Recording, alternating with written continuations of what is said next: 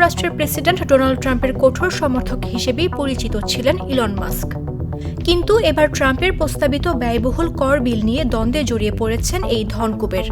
সোমবার সামাজিক যোগাযোগ মাধ্যম এক্সে মাস্ক জানালেন, সিনেটে বিতর্কিত কর বিল পাশ হলে তিনি আমেরিকা পার্টি নামে একটি নতুন রাজনৈতিক দল গঠন করবেন।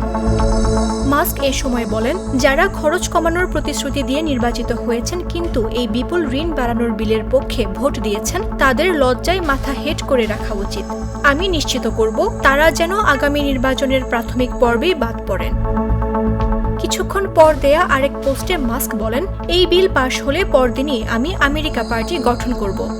তার দাবি, যুক্তরাষ্ট্রে বর্তমানে কার্যত একদলীয় শাসন চলছে, যাকে তিনি আখ্যা দিয়েছেন পোর্কি পিগ পার্টি নামে। মাস্কের মতে, সময় এসেছে এমন একটি নতুন রাজনৈতিক শক্তি গঠনের যারা জনগণের প্রকৃত স্বার্থ নিয়ে কথা বলবে।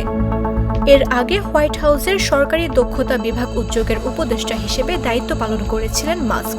ট্রাম্পের পুনর্নির্বাচন প্রচারেও তিনি প্রায় $275 মিলিয়ন খরচ করেন।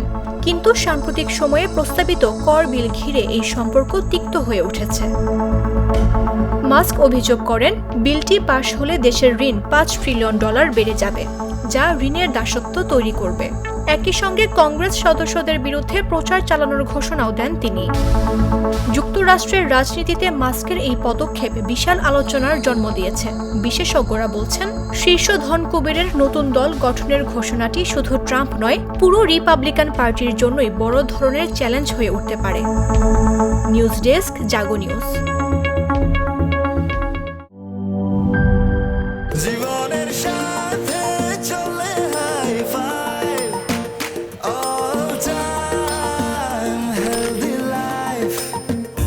নিশ্চিন্তে খান, স্বাস্থ্যকর অল টাইম পান।